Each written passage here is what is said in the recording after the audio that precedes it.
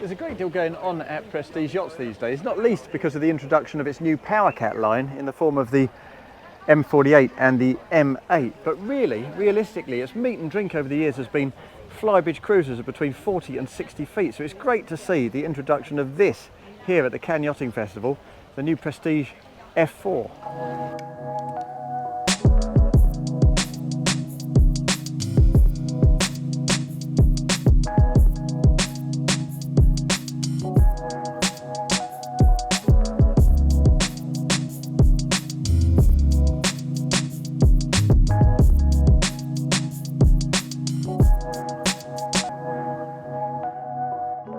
Now, in spite of its name, this F4 is actually 49 feet in length. They've called it the F4 because it falls just short of that 50-foot mark.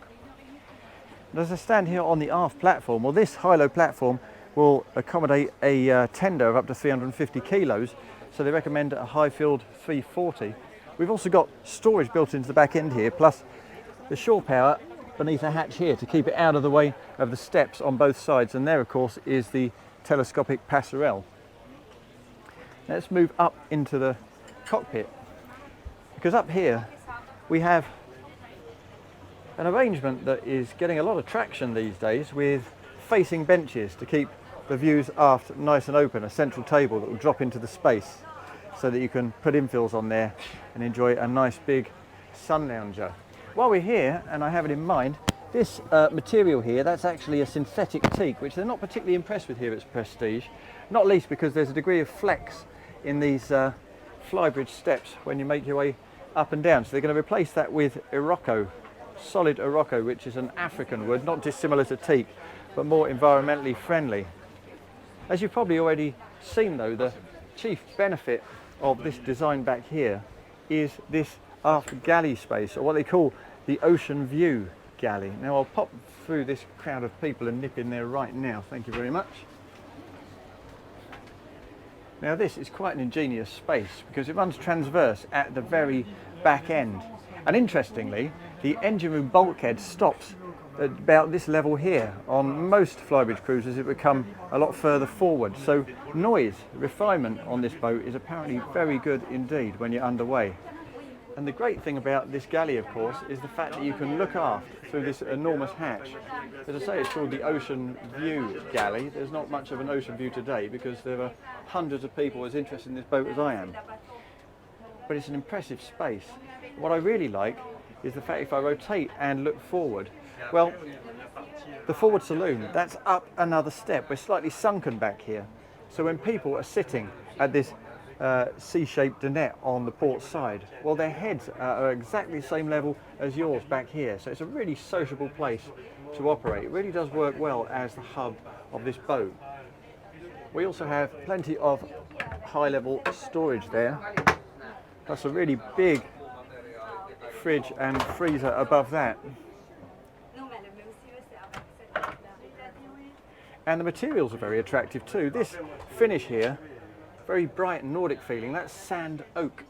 And this here, the work surface, where you see we've got an arrangement of stones that people can pick from, this is a kind of textured stone, feels fantastic, looks really good. And they've actually used this on the M series, on their PowerCats, so it's quite a nice little feature that. Looks like we have no, not a twin sink, just a good sized stainless steel sink on the starboard side of that galley.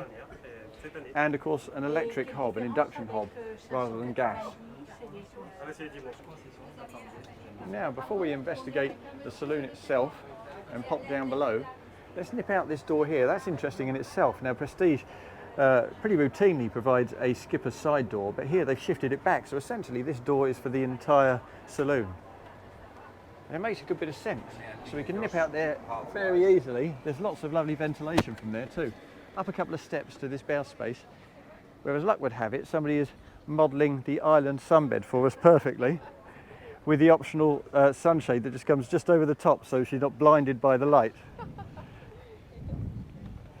And we still have on either side, even though you've got space there for 3 people, we've still got these permanent skylights to introduce light down below into that forward cabin, plus an additional hatch in the centre there if you remove that cushion.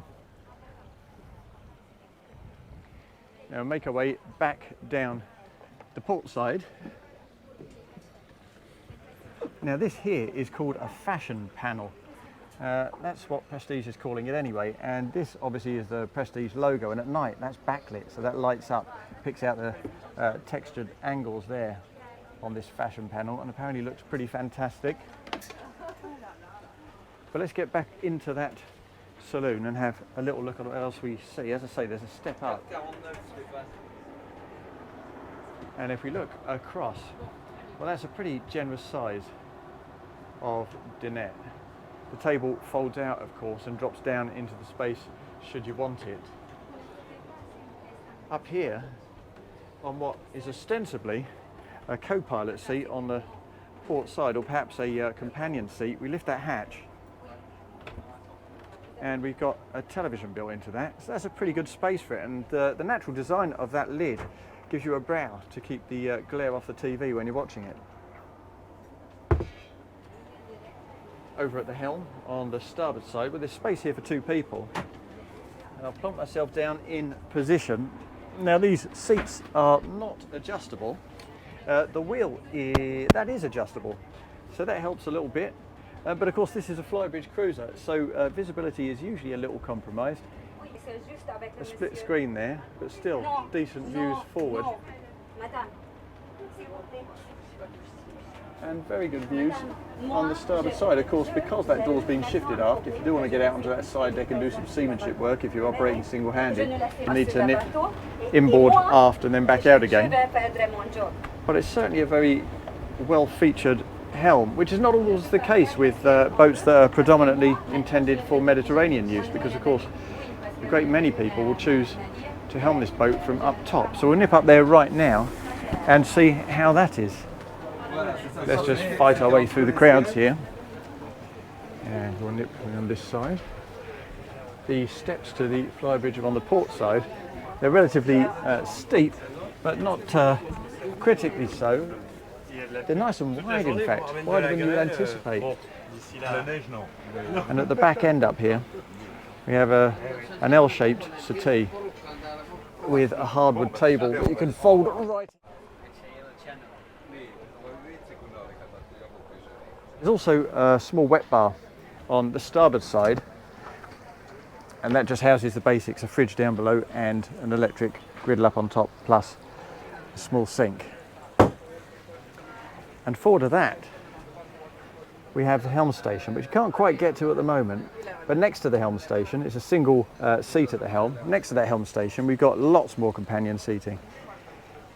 And a convertible backrest. I say convertible, it's not actually convertible at all. It's basically weighted so that you can lift it up and shift it around. It weighs 14 kilos, all weighted in the base, so it's nice and sturdy.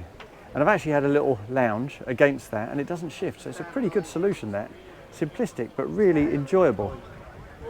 And the helm station itself is very fully featured, as you can see, redesigned. And everything's pretty much as you would have it. You can have a surround view here if you want it. That's an option. But everything's where you would want it. You've got your tabs down there to the right hand next to your throttle alongside the joystick and the thruster. So it's a pretty impressive and a pretty impressively sociable helm station.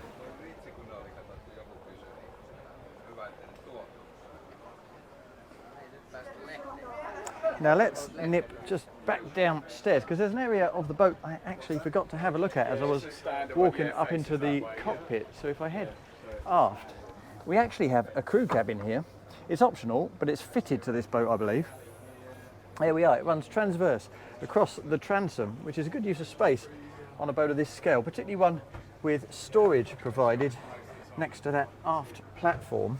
And because of that, of course, there are no windows on that aft bulkhead, but if you come to the sides, here's a little opening porthole, which is great. There's also a decent size of transverse single bed with a little shelving unit there and decent storage units in there, plus a little sink. It's not particularly salubrious, but you have to say, on a boat of this scale and this type, it's pretty impressive. Now I'll climb back out of here and we'll attempt the same with the engine room.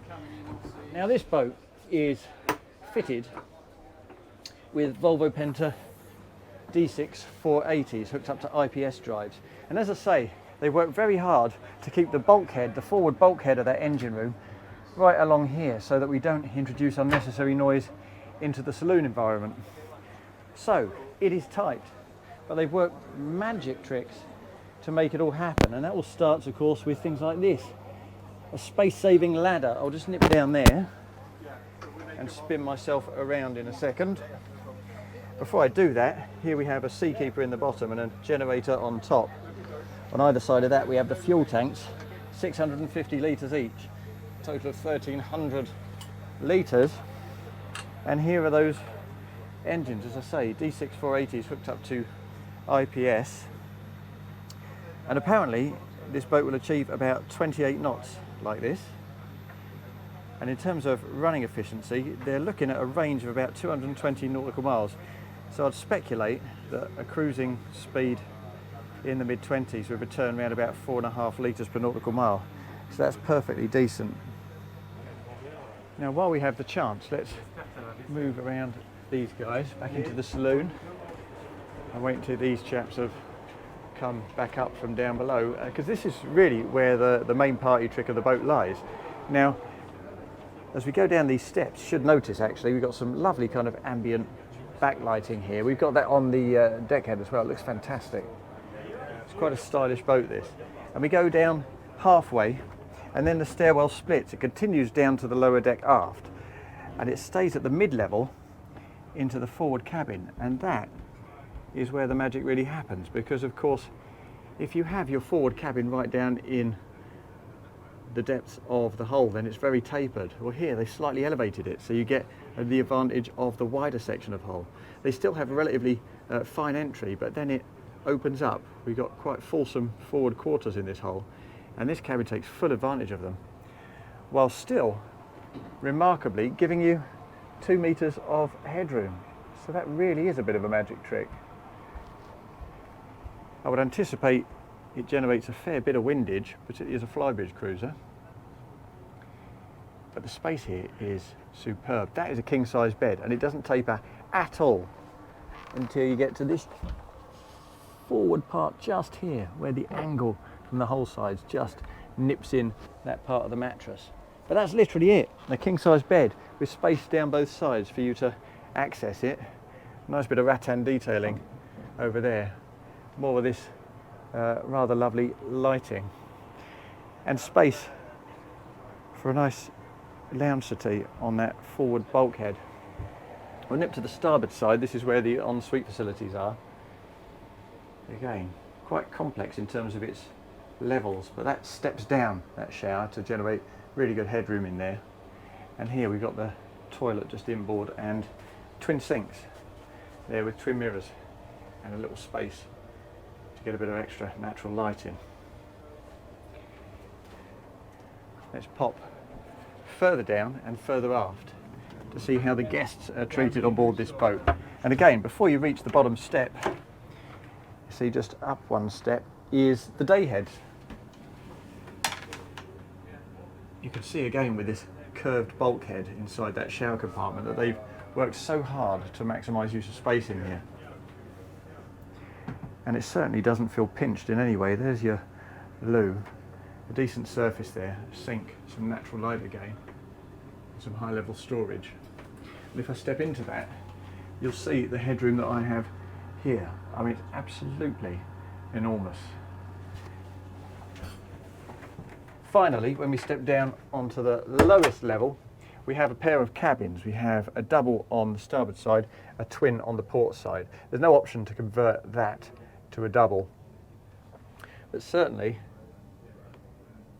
even though they're not especially massive or especially generous, they're very nicely appointed. Headroom is good again, as you can see if I rotate that camera around. Light and views are very good. And you still get little cruise-friendly devices like hanging storage. There's storage under the bed here as well. And I think if I rotate myself and face forward, yeah, we've got a washing machine beneath those steps in its own dedicated cupboard. So that's really neat. And there is the third cabin. The least glamorous of them, but perfectly serviceable.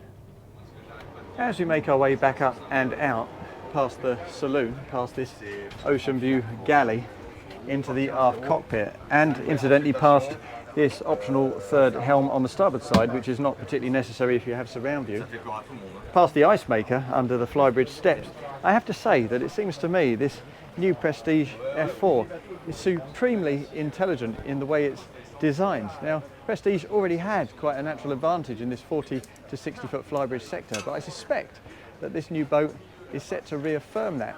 Now, we don't yet know how it drives because we haven't had a go, but we're booked in to pop down to Italy and test it in the next couple of weeks. So we'll bring you the findings of that very soon.